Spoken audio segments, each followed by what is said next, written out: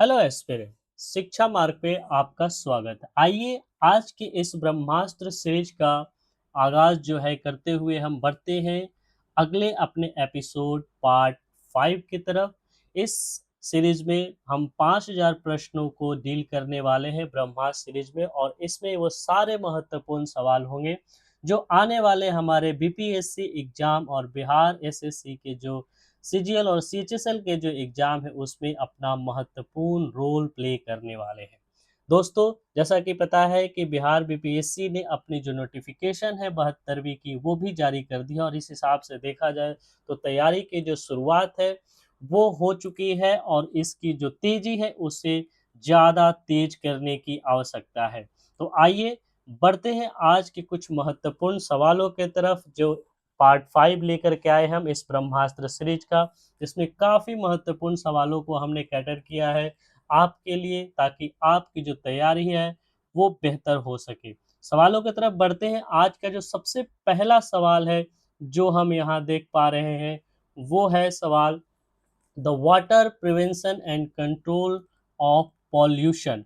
यानी कि पॉल्यूशन को रोकने के लिए जो वाटर का जो सॉरी ये जो पॉल्यूशन है वाटर को लेकर के, जो कंटामिनेटेड वाटर है उसको लेकर के जो पॉलिसी है, एक्ट की बात की जा रही है, उसे किस वर्ष लागू किया गया था। यानी कि जो हम कहें कि prevention of control of pollution जो है वाटर से संबंधित, वो कब लागू किया गया था। ऑप्शन ए 1973, बी 1974, सी 1980 या डी 1992।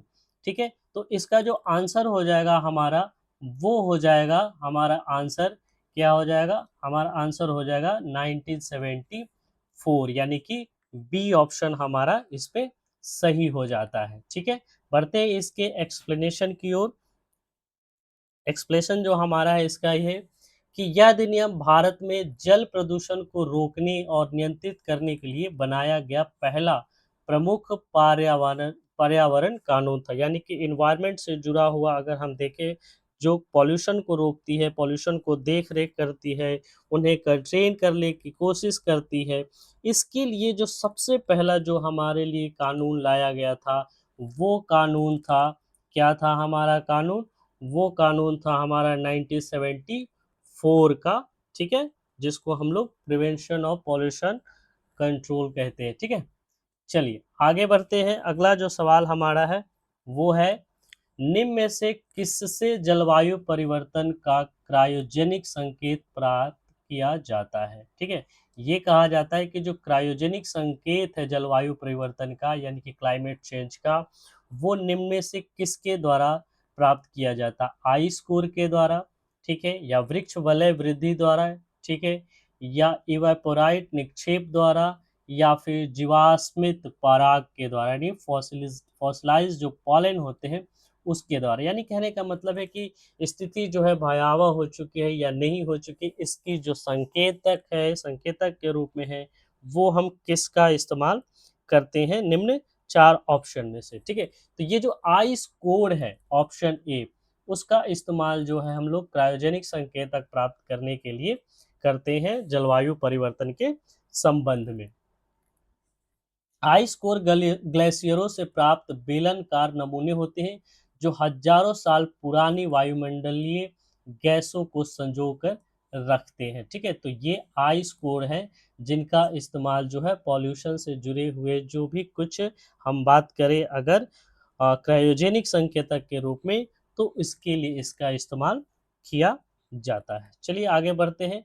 निम्नलिखित में कौन एक वैश्विक ऊष्मन के लिए उत्तरदायी नहीं है। देखिए, वैश्विक ऊष्मन ये एकदम से कहें तो एक प्योर हिंदी वर्ड हो गया है, लेकिन अगर हम बात करें तो वैश्विक तापन की बात कर सकते हैं। नहीं, वैश्विक तापन यानी कि ग्लोबल वार्मिंग की बात कर सकते हैं। तो कह रहा है कि निम्न में कौन ऐसा है जो ग्लोबल वार्मिंग के लिए सबसे ज़्यादा उत्तरदायी नहीं है। देखिए, यहाँ कहा जाए कि कौन एक जो है उत्तरदायी नहीं है। ठीक है, तो सबसे पहले देखते हैं मीथेन। मीथेन है, ठीक है, कार्बन डाइऑक्साइड भी है, क्योंकि हमें पता है कि ये कार्बन डाइऑक्साइड जो है टेम्परेचर को क्या करता है, इंक्रीज करता है। टेम्परेचर को क्या करता है, इंक्रीज करता है। याद कीजिए जलवाष्प के बारे में क्या ख्याल है आपका। जलवाष्प जो है बीपीएससी में कई बार जो है एस्पिरेंट्स को परेशान किया है। बीपीएससी ने हमेशा सीओटी से ज़्यादा जलवाष्प को तरजीह दिया है। तो जलवाष्प भी जो है बेशक रूप से अगर देखा जाए तो ये किसी न किसी तरीके से क्या है तो महत्वपूर्ण रोल प्ले करता है ग्लोबल वार्मिंग के लिए, ठीक है। तो इसमें जो आर्गन हमारा हो जाता है, बी ऑप्शन जो हो जाता है, वो हमारा जो है किसी भी तरीके से कहे तो ये वैश्विक तापन के लिए उत्तरदायी नहीं होता है, ठीक है। आगे बढ़ते हैं।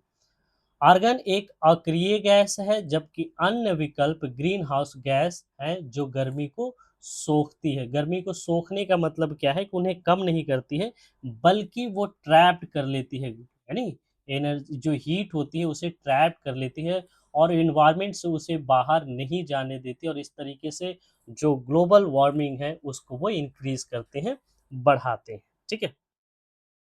किसी प्रजाति को विलुप्त माना जा सकता है जब वह अपने प्राकृतिक आवास में नहीं देखी गई है, ठीक है। किसी भी जो हम बात करें, अगर कोई जीव जंतु है उसको हम लोग बोल देते हैं कि इंडेंजर्ड है या फिर यूँ कहें कि एक्सटिंक्ट है, तो उसकी एक कहें तो डिफिनीशन है। तो वही कहा जा रहा है कि किसी को एक्सटिंक्ट कब माना जाएगा, यानी कि कह सकते हैं कि अगर वो विलुप्त है तो उसे कब मानेंगे कि वो पूरे तरीके से विलुप्त हो गया है, जब उसे अपने हैबिटेट में नहीं देखा जाता है। कितने दिनों तक? ए 15 वर्षों तक, बी 20 वर्षों तक, सी 30 वर्षों से, या फिर डी 50 वर्षों से, ठीक है।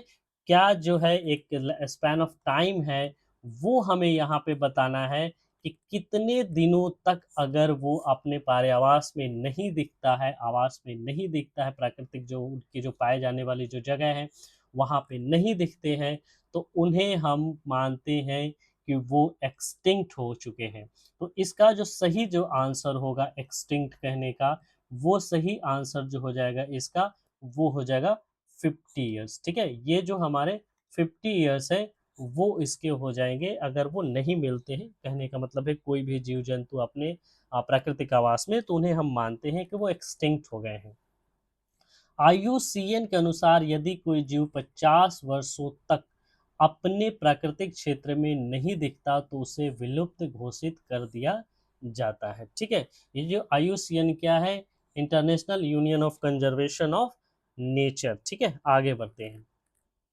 भारत में गिद्धों की संख्या में कमी का प्रमुख कारण क्या है? ये हॉट क्वेश्चन है, ये हमेशा से पूछा जाता है कि जो भारत में जो गिद्धों की लगातार जो संख्या घटते जा रही है, या यूँ कहें कि अब एकदम से खत्म हो चुकी है, एक्सटिंक्ट हो चुकी है मान के चलते हैं, नियरेस्ट एक्सटिंक्ट कह सकते हैं वो है। तो इसकी जो प्रमुख कारण है, जो महत्वपूर्ण जो कारण है वो क्या है? ऑप्शन ए विषाणु संक्रामण, बी जीवाणु संक्रामण, डी जो है वो जानवरों को ऑक्सीटोसिन की दवा देना, या फिर डी जानवरों को डिक्लोफेनाक दवा देना, ठीक है।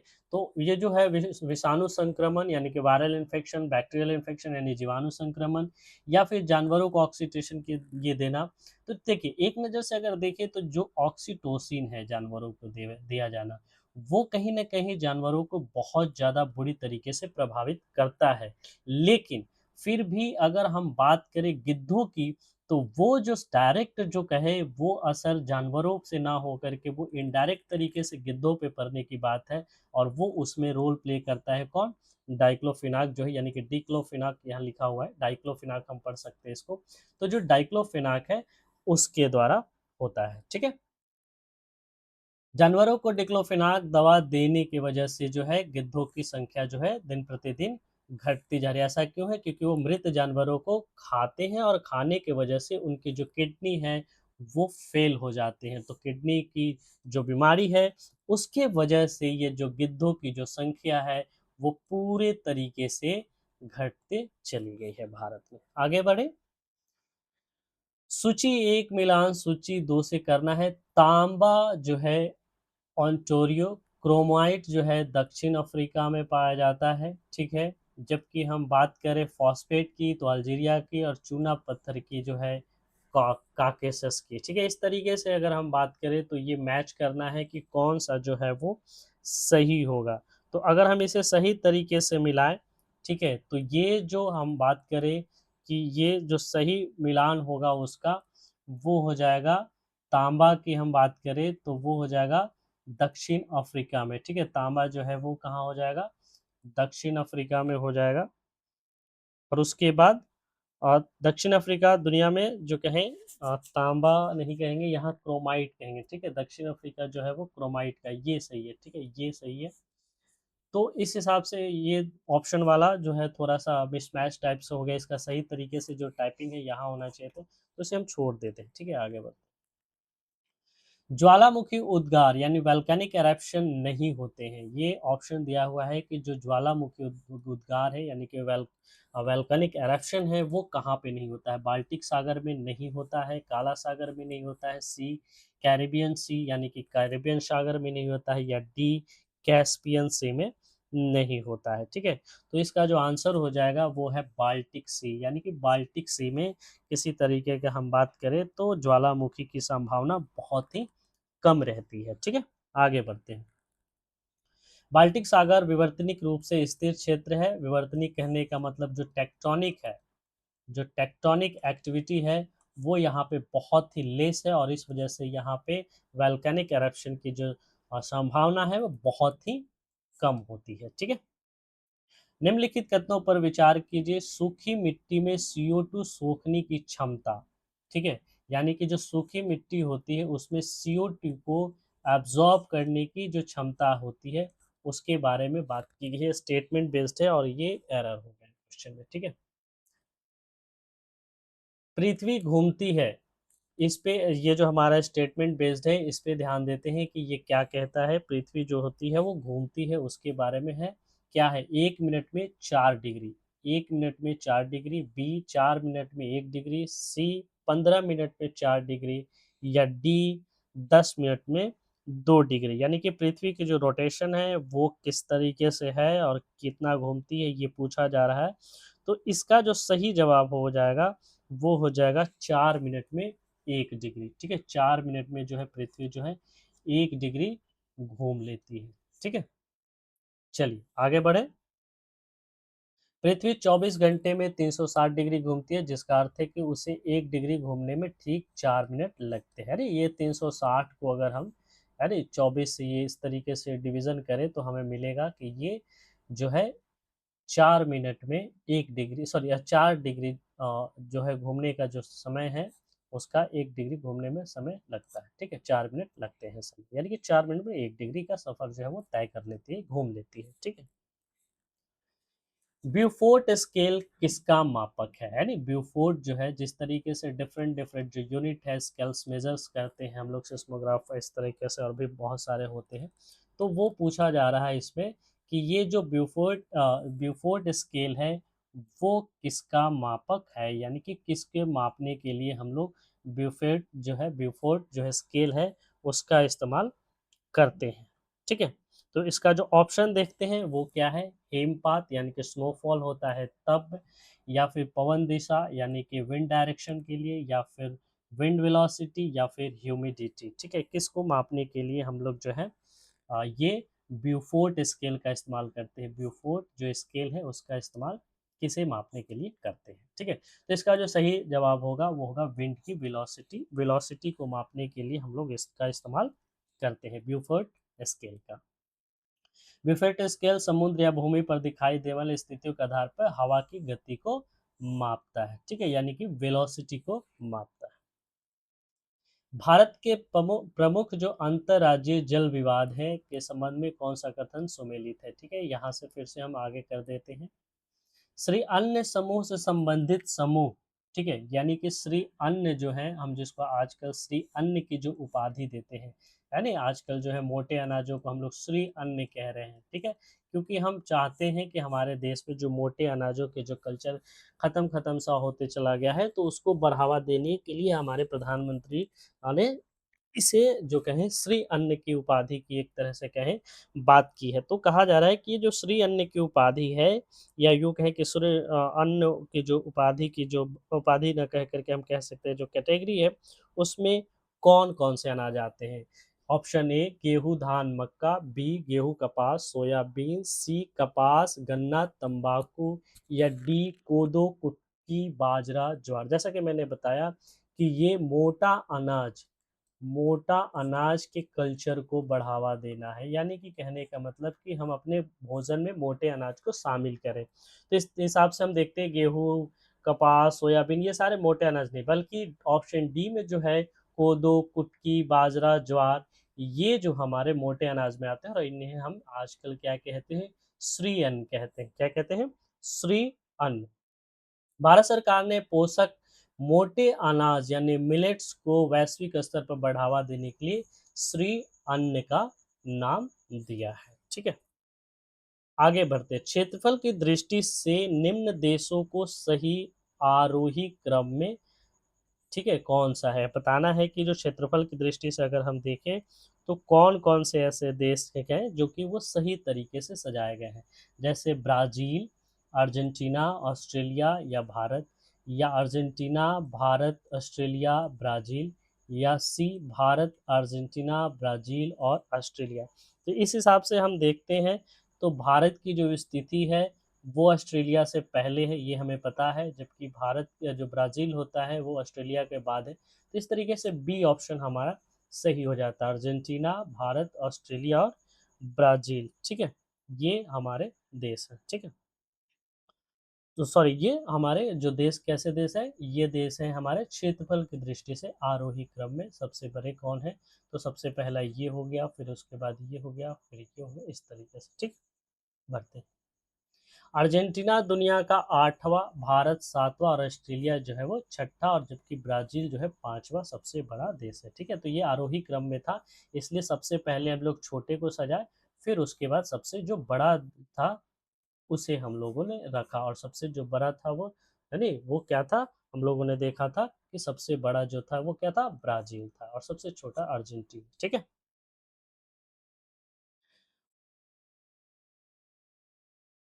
नियंत्रक एवं महालेखा परीक्षक के संदर्भ में निम्नलिखित कथन पर विचार करना है। कथन ही गायब है।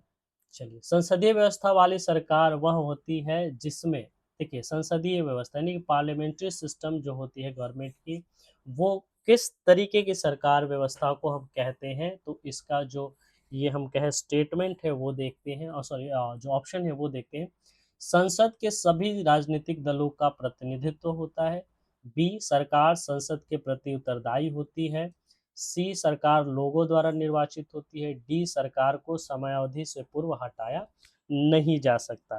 तो इनमें से कौन से ऐसे तथ्य हैं जिसकी वजह से किसी भी देश को हम पार्लियामेंट्री सिस्टम कह सकते हैं? ठीक है, किसके वजह से हम जो कहें पार्लियामेंट्री सिस्टम कह सकते हैं?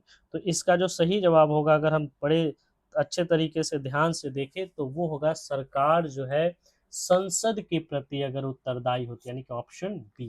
देखिए, सभी राजनीतिक दलों का प्रतिनिधित्व होने मात्र से हम नहीं कह सकते कि वहाँ पे पार्लियामेंट्री सिस्टम है। ठीक है, ये किसी भी सरकार की तभी हम कह सकते हैं कि पार्लियामेंट्री सिस्टम है वहाँ पे, जब वहाँ की सरकार जो है संसद के प्रति रिस्पॉन्सिबल हो, उत्तरदायी हो। तो इस तरीके से हमारा जो ऑप्शन हो जाता है इसका, वो क्या हो जाता है?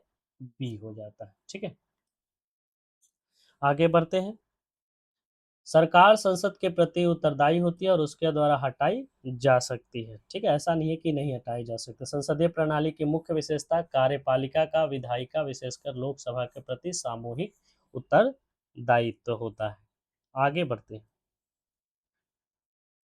किसने नेहरू, पटेल, प्रसाद और आजाद को संविधान सभा के अंदर का कुलीन तंत्र कहा था? है नहीं, एक तरह से हम कहें तो जब संविधान हमारा बन रहा था तो संविधान सभा से जुड़े हुए जितने भी सदस्य थे उनके ऊपर कटाक्ष करते हुए किसने ये कहा था कि नेहरू, पटेल, प्रसाद और जो आजाद हैं, अबुल कलाम आजाद की बात की जा रही है यहाँ, ठीक है, यहाँ हम चंद्रशेखर ये जो कहें आजाद की बात नहीं है यहाँ पे। तो किसने कहा था कि नेहरू, पटेल, ये राजेंद्र प्रसाद और आजाद को संविधान सभा के अंदर का कुलीन तंत्र कहा था? है नी, कुलीन तंत्र यानी कि कहें कि वो बड़े लोग थे, और नहीं, ओलिगार्की जिसको कहते हैं वो थे। जी ऑस्टिन ने, बी मॉरिस जेम्स ने, सी आइवर जेनिंग्स ने, या डी के सी वियर ने कहा था? किसने कहा था? तो इसका जो सही जवाब होगा वो होगा जी ऑस्टिन। ठीक है, जो जी ऑस्टिन थे उन्होंने कहा था कि ये कुलीन वर्ग हैं। ठीक है, ग्रेनविल ऑस्टिन ने अपनी पुस्तक में संविधान सभा के निर्णयों पर इन 4 नेताओं को प्रभुत्व को रेखांकित किया था और बोला था कि ये क्या है? कुलीन है। भारत की प्रभुता, एकता और अखंडता की रक्षा करे और उसे अक्षुण्ण रखे, यह उपबंध किसमें किया गया है? यानी कि भारत की जो एकता है, अखंडता है और उसकी जो एकता है, उसको हम अक्षुण्ण रखें। ये अक्षुण्णता रखने की जो बात कही गई है, भारत के किस भाग्य में है, यानी कि किस तत्व में है? ए मूल कर्तव्य, बी मूल अधिकार, सी संविधान की उद्देशिका, डी राज्य की नीति निर्देशक तत्व। तो बड़े आराम से अगर हम इसको देखें तो मूल अधिकार जो है वो हमारे फंडामेंटल राइट्स किसकी बात करती है? नागरिकों की, जो सिविलियंस है यहाँ के भारत के जो नागरिक हैं उनके राइट्स की बात करती है, नहीं कि इसमें किसी भी तरीके से भारत की जो प्रकृति है, उसकी छवि है, उसको बारे में कुछ कहता है। ठीक है।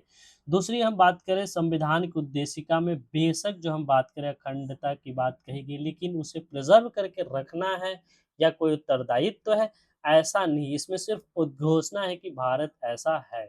इसमें क्या है? एक कहे तो प्रोक्लेमेशन है, उद्घोषणा है, बाकी ऐसा कुछ नहीं है कि ये दायित्व है। राज्य के निधि निर्देशक तत्वों में इस तरीके की बातें की गई हैं कहीं-कहीं कि हमें जो है इस वैसा करना चाहिए, हमें जानवरों के लिए ऐसा करना चाहिए, हमें गरीब तबकों के लिए करना चाहिए, हमें प्रकृति के लिए करनी चाहिए। लेकिन कहीं भी देश की अखंडता और जो हम बात करें अक्षुण्णता की बात, प्रभुता की बात, सॉवरेनिटी की बात भी, ये हमारे directive principle of the state policy में नहीं कहे गए हैं।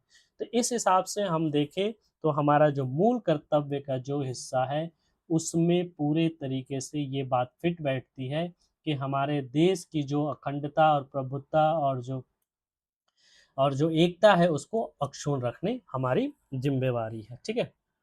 यह भारतीय संविधान के अनुच्छेद 51 ए के सी के तहत तीसरा मौलिक कर्तव्य है। ठीक है। अगर हम मौलिक कर्तव्यों की बात करें तो इस तरीके से जो मौलिक कर्तव्य हैं, हमारे फंडामेंटल ड्यूटीज है, ठीक है, तो उसमें ये बात कही गई है कि हमारे कर्तव्य क्या है, हमारे अपने देश की जो एकता है, अखंडता है, उसको अक्षुण्ण रखें। भारतीय प्रोटोकॉल के अनुसार निम्नलिखित में से कौन वरीयता क्रम में सर्वोच्च स्थान पर है? नहीं, अगर हम बात करें जो हमारे प्रोटोकॉल हैं भारत के, जो इंडियन पुलिस सिस्टम की हम बात करें उसके अनुसार, सॉरी यहाँ इंडियन पुलिस नहीं, इंडियन प्रोटोकॉल है। ठीक है।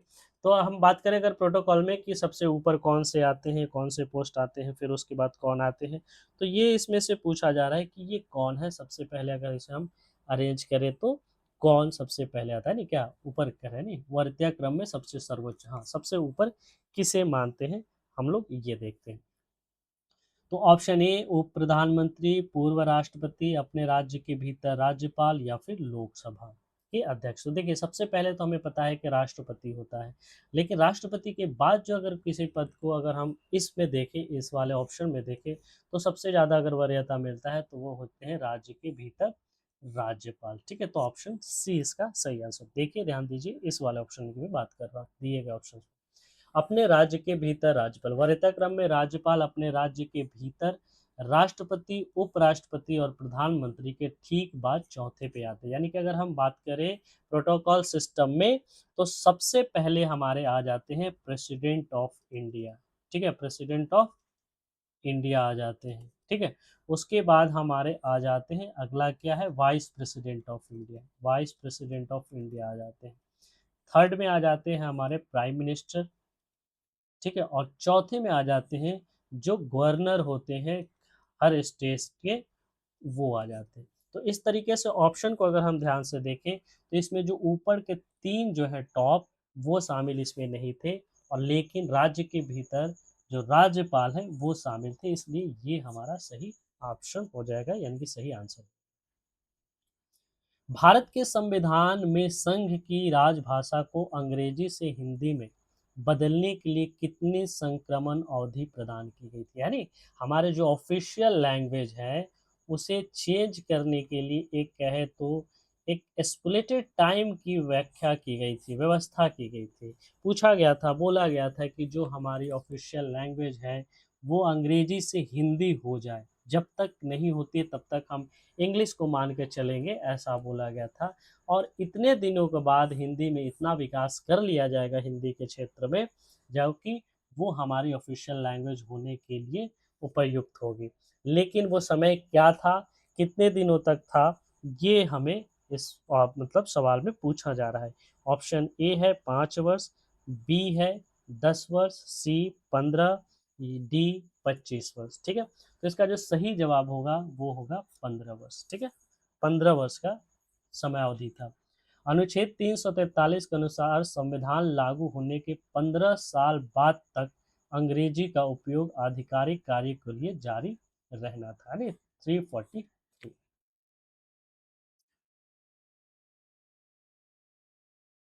निम्नलिखित में से कौन सा राज्य सरकार के सकल राजकोषीय घाटे का सही मापन है? यानी किसी भी सरकार का जो राजकोषीय घाटा होता है, सकल राजकोषीय घाटा यानी कि जो फिस्कल डेफिसिट होते हैं, उसका जो मूल्यांकन कहें, यूं कहें कि उसका जो गणना कहें, वो किस तरीके से किया जाता है, ये हमें इसमें पूछा जा रहा है। ठीक है, तो सवाल की तरफ बढ़ते हैं। अगला जो ऑप्शन हमारा है वो क्या कहता है, राजस्व प्लस पूंजीगत संवितरण, यानी कि जो रिवेन्यू एक्सपेंडिचर है, राजस्व व्यय, और ये जो डिसबर्समेंट है, उसमें से जब हम रिवेन्यू रिसिप्ट्स को घटा देते हैं तब। दूसरा है राजस्व व्यय केंद्रों को ऋणों को प्रतिदान, फिर उसमें से घटाने के बाद राजस्व प्राप्ति, यानी कि अगर हम जितने भी राजस्व व्यय केंद्र हैं, जिनको जो प्रतिदान हम देते हैं लोन्स को जो, ठीक है, उसके बाद जो कुछ हमें मिलता है रेवेन्यू रिसिप्ट्स को घटा देते हैं उसके बाद से, तो ये भी सही नहीं है। राजस्व घाटा प्लस पूंजीगत परिव्यय, ये देखिए ये सही है। इसमें कह रहा है फिस्कल डेफिसिट तो होना ही चाहिए, साथ ही साथ जो हमारा कैपिटल आउटले है, यानी कि कैपिटल पे जो खर्च करते हैं वो भी हो, और शुद्ध ऋण दान यानी कि जो हम डेट लिए हुए हैं, जो डेट लिए रहते हैं उस पे जो इंटरेस्ट वगैरह चुकाते हैं, वो भी उसमें शामिल कर लेने के बाद जो बनता है वो हमारा कहें कि ग्रॉस फिजिकल डेफिसिट का पिक्चर क्लियर करता है, इसलिए हमारा सी ऑप्शन सही हो जाता है। राजकोषीय घाटा सरकार की कुल उधारी की आवश्यकताओं को दर्शाता है। नहीं, तभी तो कह सकते हैं कि सरकार जो है कितना जो रेवेन्यू डेफिसिट कैसे कहेंगे, जितना भी वो अगर हम बात करें कि वो उसको जितना पैसा कम मिल रहा है वो शामिल हो जाएगा। दूसरा, वो कैपिटल पे कितना खर्चा कर रहा है, इंफ्रास्ट्रक्चर डेवलपमेंट पे कर रहा है, वो जुड़ेगा उसमें। और बाद में जो कुछ हम कर्ज लेते हैं, तो जो कर्ज की अदायगी करते हैं इंटरेस्ट के द्वारा या प्रिंसिपल अमाउंट के द्वारा, तो वो भी जो है हमारे डेफिसिट का ही हिस्सा माना जाता है। तो इन सबों को जोड़ने के बाद कहें तो एक बेहतर पिक्चर के रूप में उभर कर आता है किसी भी स्टेट का जो हम बात करें, ये ग्रॉस फिस्कल डेफिसिट की।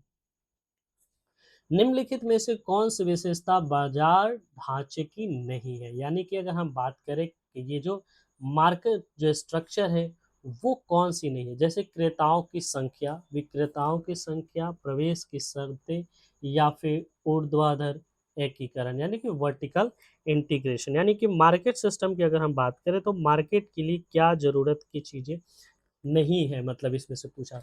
तो क्रेताओं की संख्या, जाहिर सी बात है कि अगर बायर्स होंगे, सेलर्स होंगे, तभी जाकर के मार्केट का जो कॉन्सेप्ट है वो यहाँ पे एग्जिस्ट कर पाएगा। ठीक है, उसी तरह से प्रवेश की शर्त है, यानी कंडीशन ऑफ एंट्री भी होती है कि हाँ भाई आपने कुछ रेट्स होते हैं, है नहीं, कुछ चीज़ें होती हैं, नियम शर्तें होते हैं जिसके आधार पे ये बेच, तो ये तीनों के तीनों ऑप्शन जो है किसी भी मार्केट सिस्टम के लिए आवश्यक हैं।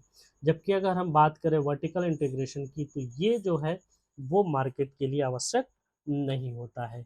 ऊर्ध्वाधर एकीकरण एक व्यावसायिक रणनीति है, जबकि अन्य विकल्प बाजार की प्रकृति यानी कि प्रतियोगिता, एकाधिकार आदि निर्धारित करते हैं। निम्न में कौन सा क्षेत्र भारत का सबसे बड़ा नियोक्ता है? यानी कि कौन सा जो नीचे का जो सेक्टर है वो सबसे ज्यादा नौकरियां प्रदान करता है, एम्प्लॉय को, जो कहें कि एम्प्लॉय को नौकरियां प्रदान करता है, सबसे बड़ा एम्प्लॉयर कौन है? प्राथमिक क्षेत्र, नौकरियां कहने का मतलब यहाँ काम से लेंगे, ठीक है, क्योंकि इसमें जो हम ऑर्गेनाइज सेक्टर और अनऑर्गेनाइज सेक्टर, दोनों की बात करेंगे। तो जब हम भारत में अनऑर्गेनाइज सेक्टर में जो वर्क कर रहे होते हैं, उस काम को हम लोग एज ए नौकरी नहीं मान के चलते हैं। इसलिए मैं कह रहा हूँ कि यहाँ काम समझेंगे, एम्प्लॉय करने का मतलब कि काम प्रोवाइड कराना, ये बात पूछी जा रही है। तो भारत की अगर हम अच्छे तरीके से अध्ययन करें, उसकी सामाजिक परिवेश को अगर हम बना जो भी देखें, गांव से लेकर के शहर तक की देखें, बनावट को, आर्थिक संरचना को देखें, तो हमें पता चलता है कि भारत के जो लोग हैं वो दो सेक्टर में सबसे ज़्यादा है। एक तो हमारे जो क्या है प्राइमरी सेक्टर यानी कि एग्रीकल्चर में, और दूसरी जो हम बात करें सेवा क्षेत्र यानी कि टर्सरी सेक्टर में। लेकिन अभी तक अगर हम बात करें, सबसे बड़ा जो नियोक्ता के रूप में अभी भी निखर के आता है, तो वो हमारा प्राइमरी सेक्टर ही है। ठीक है। भारत की लगभग आधी आबादी अभी भी रोजगार के लिए कृषि यानी कि प्राथमिक क्षेत्र पर ही निर्भर है। ठीक है। निम्नलिखित में कौन राजकोषीय नीति का उपकरण नहीं, यानी कि जब हम राजकोषीय नीति बनाते हैं, मॉनेटरी पॉलिसी बनाते हैं, जिसको हम फिस्कल पॉलिसी कहते हैं, वो बनाते हैं, तो उसमें से कौन कौन से टूल्स हैं जिसका हम लोग इस्तेमाल करते हैं। तो बजट, बेशक हम बजट का इस्तेमाल करते हैं, टैक्स ये भी इस्तेमाल करते हैं। ठीक है। सार्वजनिक खर्च जो है उसकी अगर हम बात करें तो ये करते हैं कि नहीं, तो ये भी हम करते हैं। ठीक है, ये भी हम करते हैं, जो पब्लिक का एक्सपेंडिचर है वो हम करते हैं। साख की उपलब्धता, क्रेडिट अवेलेबिलिटी पे चर्चा करते हैं कि नहीं, तो ये जनरली अगर हम बात करें फिस्कल पॉलिसी के लेकर के, तो वो उसमें क्रेडिट अवेलेबिलिटी की बात यानी कि साख की उपलब्धता नहीं होती। ये जो होता है पर्सनल बेस पे होता है। किसी कंपनी की बात करें, किसी मैन्युफैक्चरर हब की बात करें जिन्हें लोन की रिक्वायरमेंट है, वो इसकी देखते हैं। लेकिन जब हम देश की बात कर रहे हैं तो ये सिर्फ तीन तत्व हैं जिसको फिस्कल पॉलिसी में शामिल किया जाता है। साख की उपलब्धता मौद्रिक नीति का हिस्सा है, जबकि राजकोषीय नीति सरकार द्वारा संचालित की जाती है। आगे बढ़ते हैं। भारत की वर्तमान मुद्रा प्रणाली किस पर आधारित है, यानी कि हमारी जो करेंसी सिस्टम है इंडिया का, वो किस पे है। कन्वर्टेबल करेंसी सिस्टम पे, मिनिमम रिजर्व सिस्टम पे, प्रोपोर्शनल रिजर्व सिस्टम पे, या फिर स्वर्ण रिजर्व प्रणाली पे यानी गोल्ड रिजर्व सिस्टम पे। यानी कि हमारी जो करेंसी है वो किस पे काम करती है नहीं। तो हमारी जो अभी की जो गवर्नमेंट है, सॉरी आरबीआई है, वो जो फॉलो करती है हमारी करेंसी सिस्टम को लेकर के, वो है मिनिमम रिजर्व सेंटर है नहीं, system, sorry minimum reserve system. इस सिस्टम के तहत हमारी जो है करेंसी काम करती है। भारत जो है न्यूनतम रिजर्व प्रणाली पे काम करती है। 1957 से लेकर आरबीआई को नोट जारी करने के लिए कम से कम 200 करोड़ का रिजर्व, जो इसमें सोना कहें, विदेशी मुद्रा कहें, ये रखना अनिवार्य है। तो इसमें हम जब भी बात करते हैं, जब हम बात करते हैं मॉनेटरी पॉलिसी में, जब बैंकों की बात करते हैं कि बैंक को इतना एसएलआर फॉर्म में रखना है, इतना रेपो रेट, इतना रिवर्स रेपो रेट, तो इसमें जो हम तय करते हैं कि इतने चीज़ें रखनी है, तो उसमें हम हमेशा से मिनिमम की बात करते हैं कि कम से कम इतना आपको रखना पड़ेगा रिजर्व के फॉर्म में। ठीक है। तो इस तरीके से हम देखें तो हमारी जो करेंसी है वो किस पे काम करती है, न्यूनतम रिजर्व प्रणाली पे काम करती है। वॉशिंग सोडा एक अणु में जल के कितने अणु मौजूद होते हैं। अगर हम वॉशिंग सोडा की बात करें तो उसमें कहा जा रहा है कि जो जल के अणु होते हैं वो कितने मौजूद होते हैं। ध्यान दीजिए, यहाँ जल के जो एटम यह नहीं कह रहा है, यहाँ पे वो इसकी बात कर रहा है, मॉलिक्यूल्स की बात कर रहा है। यानी कि एक, ये देखिए, ये जो पूरा का पूरा जल है ये एक मॉलिक्यूल है। ठीक है। तो ये कह रहे हैं कि जब हम वॉशिंग सोडा की बात करते हैं तो उसमें जो जल होते हैं वो कितना होता है। ठीक है। तो सबसे पहले तो अगर हम बात करें वॉशिंग सोडा की कि क्या उसका फॉर्मूला है, तो उसका जो फॉर्मूला होता है Na2CO3। ठीक है। उसके बाद होता है डॉट 10H2O, ये होता है। तो इसमें हम देख रहे हैं कि H2O के साथ कितने मल्टीपल है, 10। तो इस हिसाब से हमारा जो आंसर हो जाएगा वो हो जाएगा 10। वॉशिंग सोडा का रासायनिक सूत्र Na2CO3, हाँ, डॉट इसमें दे दिया है, हालांकि ये मैंने अभी जो पहले लिखा वो सही तरीका है लिखने का। ठीक है।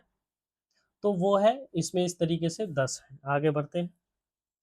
कपूर तथा अमोनियम क्लोराइड के संदर्भ में सही कथन का चयन करें। यानी कपूर तथा अमोनियम क्लोराइड की बात कर रही है। ये दोनों कार्बनिक यौगिक हैं, अकार्बनिक यौगिक है, ऊर्ध्व पातन से गुजरते हैं, ए और सी दोनों। तो देखिए उदर्वपातन जिसको सब्लिमेशन कहते हैं, वो तो हमें परफेक्ट रूप से पता है, क्योंकि हम हमेशा से जो है कपूर और ये जो अमोनियम क्लोराइड है इसके बारे में उदर्वपातन से हम बातें करते हैं कि ये उदर्वपातन यानी कि सब्लिमेशन को फॉलो करते हैं। सब्लिमेशन क्या होता है?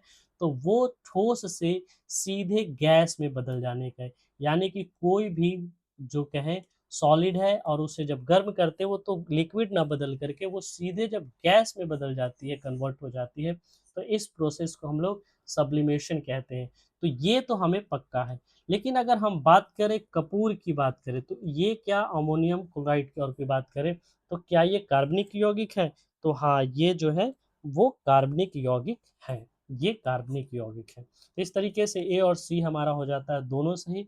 इसलिए हमारा जो सही आंसर हो जाएगा, चूंकि ए और सी दोनों है, तो इसका डी में आंसर दिया गया है। ठीक है, तो इसका सही जो आंसर होगा वो होगा डी, यानी कि कपूर और अमोनियम क्लोराइड कार्बनिक भी है और साथ ही साथ ये सब्लिमेशन को भी फॉलो करते हैं। द्रवपातन वह प्रक्रिया है जिसमें कोई ठोस पदार्थ बिना द्रव बने सीधे गैस में बदल जाता है। आगे बढ़ते हैं। निम्न में कार्बन का अपरूप नहीं है, यानी कि कौन जो है वो कार्बन का एलोट्रोप नहीं है। एलोट्रोप हम बात करते हैं जो कार्बन के ही विभिन्न अलग अलग जो हम बात करें कि जो परमाणु होते हैं संख्या बदलने से जो बनते हैं उनकी बात करें, तो फ्लोरीन, हीरा, ग्रेफाइट या फिर फ्लोरीन। तो ध्यान से देखिए इस नाम में, ये हीरा और ग्रेफाइट तो क्लियर है। फिर आता है फ्लोरीन और फ्लोरीन में, तो देखिए फ्लोरीन और फ्लोरीन पूरे तरीके से, ये फ्लोरीन जो है अपने आप में एक स्वतंत्र रूप से एक एलिमेंट है। एक क्या है ये? स्वतंत्र रूप से एलिमेंट है, तत्व है ये। ठीक है, तो ये तत्व होने की वजह से ये हमारा जो कहें कार्बन का ये अपरूप है, यानी कि एलोट्रोप है। तो इस तरीके से हमारा जो सही आंसर हो जाएगा, वो पूछ रहा है कि कौन जो है वो तत्व इसमें नहीं है। तो कौन जो तत्व नहीं है, तो इसमें जो हमारा आंसर हो जाएगा वो हो जाएगा फ्लोरीन। फ्लोरीन बेशक रूप से ये तत्व है और वो एलोट्रोप नहीं है, ये इस तरीके से आंसर हो जाएगा। फ्लोरीन एक स्वतंत्र रासायनिक तत्व है, हाइड्रोजन ग्रुप का है, जबकि अन्य तीन कार्बन के विभिन्न रूप हैं। चलिए आगे बढ़ते हैं। निम्न में किस धातु को मोम में रखा जाता है, यानी कि उसको जो रखने की जो तरीका है उसमें क्या है कि किसे मोम में रखा जाता है। ठीक है, तो देखिए पहला ऑप्शन है सोडियम। सोडियम के बारे में आप लोगों को पता है कि इसे जो हम लोग केरोसिन ऑयल होता है उसमें रखते हैं। दूसरा है lithium, C magnesium, D phosphorus. तो देखिए मैग्नीशियम और फास्फोरस भी कुछ हद तक कहें कि बहुत ज़्यादा हाईली एक्टिव होता है, तो मैग्नीशियम, फास्फोरस या लिथियम। तो इसका जो सही जो जवाब होगा बी ऑप्शन हो जाएगा। क्या होगा? बी। लिथियम को जो है किसमें रखा जाता है? मोम में रखा जाता है। लिथियम सबसे हल्की धातु है जो मिट्टी के तेल में तैरती है, इसलिए इसे सुरक्षित रखने के लिए मोम में लपेटा जाता है। नहीं, मिट्टी के तेल में किसे रखा जाता है? सोडियम को रखा जाता है। नाइट्रेट उर्वरकों के अधिक प्रयोग से बच्चों में कौन सा रोग होता है? नहीं, NO3 जो नाइट्रेट होता है, इसमें अगर हम KNO3 लगा दें तो पोटेशियम नाइट्रेट हो जाएगा। ठीक है, सोडियम, उसी तरीके से मैग्नीशियम नाइट्रेट, जिंक नाइट्रेट। तो इस तरीके जो खाद रासायनिक खाद इस्तेमाल किए जाते हैं, उर्वरक इस्तेमाल किए जाते हैं, तो उससे बच्चों को रोग होता है। ठीक है, तो ये पूछ रहा है कि वो किस तरीके के रोग होते हैं। पीलिया यानी कि जॉन्डिस, कंठमाला यानी कि मम्प्स, या फिर बात करें मेथोमोग्लोबिनीमिया, या फिर हैजा, क्या होता है इसका ये रोग? तो इसमें जो मेथोमोग्लोबिनीमिया, ठीक है, अजीब सा नाम है इसका। तो ये जो मेथोमोग्लोबिनिया है, उस यानी कि ऑप्शन सी जो है इसका सही जवाब है। इसे ब्लू बेबी सिंड्रोम भी कहा जाता है। देखिए कितना अच्छा इंग्लिश नेम है ना। ब्लू बेबी सिंड्रोम भी कहा जाता है, जहाँ रक्त का ऑक्सीजन ले जाने की क्षमता कम हो जाती है। और जाहिर सी बात है कि जब रक्त यानी कि ब्लड जो है ऑक्सीजन नहीं ले जाएगी, तो शरीर के विभिन्न हिस्सों में ऑक्सीजन की आपूर्ति नहीं होने से मृत्यु हो सकती है। ठीक है, आगे बढ़ते हैं। यदि मल जल का पूर्णतः ऑक्सीकरण कर दिया जाए तो नाइट्रेट का स्वरूप क्या हो जाएगा? है ना, ये जो मल जल होते हैं, यानी कि कहने का मतलब है कि हम बात करें अगर मूत्र की बात करें, ठीक है, उसको पूरी तरीके से ऑक्सीकरण कर दिया जाए तो उसका जो स्वरूप होगा वो किस तरीके का हो, मतलब क्या हो जाएगा, ये पूछा जा रहा है इसमें। तो नाइट्राइट होगा, अमोनिया होगा, नाइट्रामाइन होगा या फिर नाइट्रेट होगा। तो इसका सही जवाब हो जाएगा नाइट्रेट। ठीक है, नाइट्रेट हो जाएगा। ऑक्सीकरण की अंतिम अवस्था में अमोनिया और नाइट्राइट पूरी तरह से स्थिर नाइट्रेट में बदल जाते हैं, और इस प्रोसेस को हम लोग कहते हैं नाइट्रिफिकेशन। क्या कहते हैं इस प्रोसेस को हम लोग? नाइट्रिफिकेशन कहते हैं। ठीक है, बढ़ते हैं आगे। ग्लूकोज ग्रहण करने में इंसुलिन के अत्यधिक प्रभाव संभावित है। ग्लूकोज ग्रहण करने में इंसुलिन के अत्यधिक प्रभाव को संपादित करने के लिए किस सूक्ष्म तत्व की आवश्यकता होती है? यानी कि जो ग्लूकोज होते हैं उसको ग्रहण करते समय जो इंसुलिन होता है वो अच्छे तरीके से प्रभाव कर सके, इसके लिए हमें किस तत्व की आवश्यकता पड़ेगी? ए सोडियम की, बी क्रोमियम की, सी जिरकोनियम की या डी मॉल मॉल्बिडेनम की। ठीक है, ये जो मॉल्बिडेनम है उसकी किसकी जरूरत पड़ती है? ठीक है, तो इस तरीके से हम आंसर देखें तो इसमें हमारा जो आंसर आएगा वो क्या होता है? क्रोमियम। यानी कि क्रोमियम की सूरत में जो ये ग्लूकोज ग्रहण करने की जो क्षमता है इंसुलिन की वो बढ़ जाती है। ठीक है, क्रोमियम इंसुलिन की संवेदनशीलता को बढ़ाकर शरीर में ग्लूकोज के चयापचय यानी कि मेटाबॉलिज्म को महत्वपूर्ण भूमिका निभाता है। ठीक है, बाह्य कर्ण का कठोर लचीला भाग किसका बना होता है? नहीं, कान के जो बाहर का जो हिस्सा होता है फ्लेक्सिबल, वो किस चीज का बना होता है? टेंडन का यानी कि कंडरा का, स्नायु का या लिगामेंट का, उपास्थि का यानी कार्टिलेज का या फिर अस्थि का या बोन का? ठीक है, तो ये भी सवाल लगभग लगभग हर एग्जाम में पूछे जाते रहे हैं, और ये बना होता है कार्टिलेज का, यानी कि जो उपास्थि होती है जिसको हिंदी में कहते हैं। ठीक है, वो उसका बना होता है। ठीक है, तो इसका सही ऑप्शन जो होगा वो सी होगा। उपास्थि यानी कार्टिलेज हड्डियों से नरम लेकिन मांसपेशियों से सख्त और लचीला होते हैं। निम्न में से किसमें पुनर्जन्म की शक्ति, पावर ऑफ रीजनरेशन, सबसे कम होती है? ठीक है, अस्थि पुनर्जन्म, यहाँ ध्यान दीजिएगा, वैसे नहीं कह सकते कि जन्म लेना किसी का पुनः पुनः, मतलब कहने के है साफ कि उसमें वो विकास हो सके, डेवलपमेंट हो सके, वो बढ़ सके, यानी जुड़ जाए फिर से, इस तरीके से। तो वो पूछा जा रहा है किस में है। तो सबसे हम कहें कि वो लोवेस्ट किस में होते हैं? अस्थि कोशिकाओं का, मस्तिष्क कोशिकाओं का, मांसपेशी कोशिकाओं का या फिर यकृत कोशिकाओं का? इसमें हमें पूछा जा रहा है सबसे कम की बात की जा रही है। तो जाहिर सी बात है कि जो ब्रेन सेल्स होते हैं बहुत ही इम्पोर्टेंट होते हैं। अगर ये कहें कि बार बार अच्छे तरीके से विकसित होते रहें तब तो ब्रेन डेड होने की सूरत में भी इंसान जो है एक हद तक वो बच सकता है, अगर उसका हम किसी भी तरीके से कहें कि शल्य प्रक्रिया करें तो। लेकिन देखिए इसी वजह से इसके जो ऑपरेशंस वगैरह होते हैं बहुत टफ होते हैं। ठीक है, तो मस्तिष्क कोशिका जो होती है, ब्रेन सेल्स जो होते हैं, उनका विकास बहुत ही कम होता है। ठीक है, मस्तिष्क की तंत्रिका कोशिका जिसको न्यूरॉन्स विभाजित नहीं होती, इसलिए इन्हें में चोट की बाद सुधार की संभावना सबसे कम होती है। निम्न में कौन एक कोशिकीय जीव का उदाहरण, यानी कि हमें बताना है कि ये यूनिसेल्युलर ऑर्गेनिज्म कौन है? मानव नहीं, ये तो बहुत ही संख्या में ज़्यादा कहें कि है नहीं। अमीबा, चूहा, पादप। तो अमीबा जो है यूनिसेल्युलर है, एक कोशिकीय जीव है। अमीबा अपना सारा जीवन केवल एक कोशिका के भीतर ही संपन्न करता है। ऐसा क्या है, अजीब सा लगता है। सीधे कहते हैं कि अमीबा जो है एक कोशिका है, नहीं, ऐसा नहीं कि उसका कोई कंपल्शन है, वो होता है ऐसा। किसी जीव की आनुवांशिक संरचना क्या कहलाती है? जो आनुवांशिक संरचना है जिसकी हम बात करते हैं, genetic makeup of an organism is called phenotype, genotype या प्रवृत्ति यानी कि टेंडेंसी या फिर एलील। तो क्या कहेंगे? जाहिर सी बात है कि इसको हम लोग कहेंगे जीनोटाइप। बी ऑप्शन सही है। जीनोटाइप आंतरिक आनुवंशिक कोड है, जबकि फेनोटाइप जीव के बाहरी दिखने वाले लक्षणों को कहते हैं। ठीक है, तो इस तरीके से हमारा ये सही जवाब होगा। कोशिकाओं में गैसीय विनिमय किसके द्वारा होता है? जो भी कोशिका होते हैं उनमें जो गैस होता है वो किस प्रोसेस के द्वारा होता है? डिफ्यूजन यानी विसरण के द्वारा, परागशरण ऑस्मोसिस के द्वारा, एंडोसाइटोसिस के द्वारा या फिर एक्सोसाइटोसिस के द्वारा? किसके द्वारा जो होता है वो हवा की जो हम बात करें वो होता है। तो इसमें हम बात करते हैं विसरण के द्वारा यानी कि डिफ्यूजन के द्वारा होता है। विसरण वह प्रक्रिया जिसमें गैस अधिक सांद्रता वाले क्षेत्र से कम सांद्रता वाले क्षेत्र में स्वतः की ओर जाता है। यानी कि अगर मान के चलिए यहाँ पे जो हवा के जो मॉलिक्यूल्स हैं वो बहुत ज़्यादा हैं, ठीक है, और वो जो है कम यहाँ पे है, तो वो किधर से किधर जाएंगे, तो वो ज़्यादा से कम की ओर जाएंगे। तो ये जो जाने की जो ज़्यादा से कम की ओर जाने की जो क्षमता है उसे ही हम डिफ्यूजन कहते हैं, ठीक है।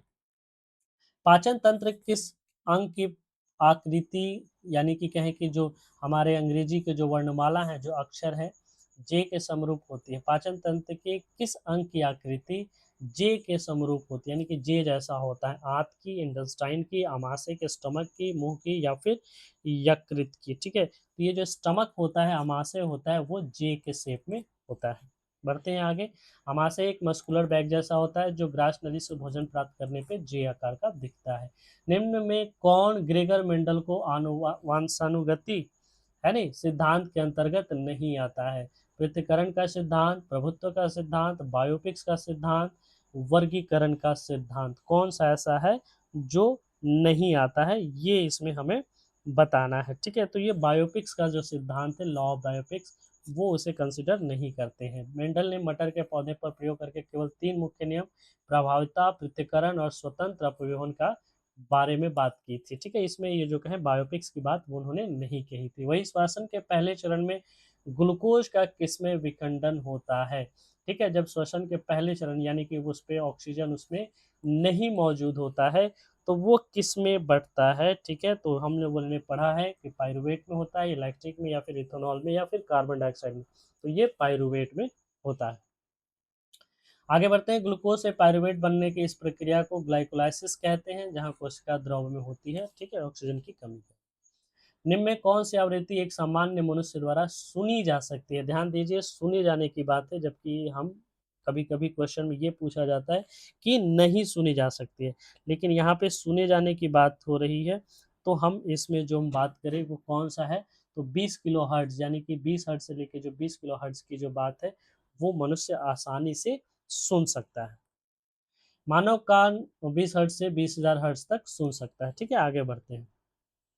अगला जो हमारा है, निम्नलिखित में से उत्तर पूर्वी भारत का नवपाषाण कालीन स्थल कौन सा है? यानी कि अगर हम बात करें नॉर्थ ईस्ट इंडिया में, तो वहाँ पे नवपाषाण कालीन जो है वो कहाँ पे पाए गए, ये स्टेटमेंट बेस्ड हो गया, फिर ये गलत हो गया। चलिए आगे बढ़ते हैं अगले क्वेश्चन की तरफ, ठीक है। अगला क्वेश्चन है, निम्नलिखित में कौन सा एक नगर सिंधु सभ्यता में पश्चिम एशिया के साथ समुद्री व्यापार से संबंधित था? यानी कि सिंधु सभ्यता का जो है वो समुद्री व्यापार था, कहाँ पे था? तो जाहिर सी बात है कि हर बार पूछा जाता है गोदी के बारे में, पूछा जाता है आपको है नी पोर्ट के बारे में, तो कहाँ था? तो कालीबंगा, मेहरगढ़, लोथल या फिर हड़प्पा। तो इसका एकमात्र आंसर हो जाएगा, वो हो जाएगा सी, लोथल। लोथल में सिंधु सभ्यता का सबसे पुराना गोदीवारा यानी डॉकयार्ड मिला है, जो मेसोपोटामिया से व्यापार केंद्र था, ठीक है। कान्हेरी गुफा किस धर्म से जुड़ी हुई है? यानी कि जो कान्हेरी की जो गुफा है वो किस धर्म से जुड़ी हुई है? तो इसका जो सही जवाब हो जाएगा तो वो क्या हो जाएगा हमारा बौद्ध, ओ सॉरी, यहीं पे आंसर इसका हो गया, ठीक है। तो इसका जो एक्सप्लेनेशन है नहीं देख पाएंगे। फास्फोरस की परमाणुकता क्या है? What is the atomicity of phosphorus? Phosphorus जो है उसकी जो परमाणुकता है वो कैसा है? मोनोएटॉमिक है, डायटॉमिक है या टेरा सॉरी टेट्राएटॉमिक या पॉलीएटॉमिक, है नहीं? जिस तरीके से हम देखते हैं हाइड्रोजन हमेशा डायटॉमिक फॉर्म में रहता है, ठीक है, उसी तरीके से कार्बन जो है ये इस तरीके से रहता है, हम बात करते हैं टेट्रा एटॉमिक रहते हैं, ठीक है। उसी तरीके से पूछा जा रहा है कि ये फास्फोरस जो है वो किस तरह का एटॉमिक है, ये डायटॉमिक है, टेट्रा है, किस तरीके का है, ठीक है। तो ये टेट्रा एटॉमिक में आता है, ठीक है, ये टेट्रा एटॉमिक आता है। आगे बढ़ते हैं। सफेद फास्फोरस P4 के रूप में पाया जाता है, इसलिए इसकी जो परमाणुकता है वो 4 है। निम्नलिखित में कौन सी संरचना फणीश्वर नाथ रेणु की नहीं है? इसमें ध्यान देना है, फणीश्वर नाथ रेणु ने नहीं लिखे हैं। कितने चौराहे, विदेशिया, जुलूस या मैलाचल? तो साफ जाहिर इसमें दिखता है कि जो विदेशिया है वो भिखारी ठाकुर ने लिखा, जबकि कितने चौराहे, जुलूस और मैलाचल है वो फणीश्वर नाथ रेणु ने ही लिखा है, ठीक है। तो इस तरीके से विदेशिया भोजपुरी के प्रसिद्ध जो ये जो है लोक नाटककार है वो भिखारी ठाकुर की रचना है, ठीक है। निम्नलिखित में से किसकी भिन्नता के कारण संपीड़न और विलन उत्पन्न होता है? यानी कि जो हम किसी चीज़ों को कंप्रेस्ड कर सकते हैं या फिर हम रिफ्रैक्शन कहते हैं, वो किसके वजह से होता है? ठीक है, तापमान में अंतर के कारण, हवा में दबाव के कारण, या फिर हम बात करें किरण का अपवर्तन के कारण या चुंबकीय अंतर, तो इसका हवा में दबाव के कारण होता है। ठीक है, ध्वनि तरंगे हवा के दबाव में बारी बारी से आने वाले बदलाव के कारण आगे बढ़ते हैं। निम्न में कौन सा प्रशासन पर विधायी नियंत्रण के अंतर्गत नहीं आता है? यानी कि कौन जो है वो, हम बात करें कि किसी भी तरीके का पार्लियामेंट्री प्रोसीजर के अंतर्गत नहीं आता है, तो इसका जो सही होगा वो होगा जीरो आवर। ठीक है, जीरो आवर शून्यकाल एक अनौपचारिक प्रक्रिया है जहां बिना पूर्व सूचना के प्रश्न उठाए जाते रहे। ठीक है, अगले सवाल की तरफ बढ़े।